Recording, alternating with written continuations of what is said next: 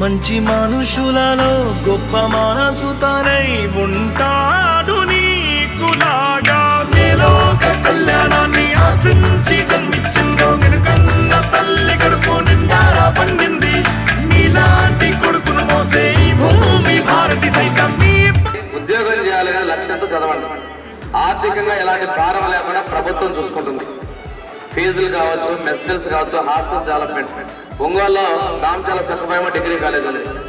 250 మంది ఉన్న దాన్ని 10 సార్లు బైపీసీ ఎంపీసీ తెచ్చి ఈరోజు 650 మంది, మళ్ళీ 5 కోట్లు పెట్టి 650 మందికి హాస్టల్ బిల్డింగ్ రెడీ చేస్తున్నాం.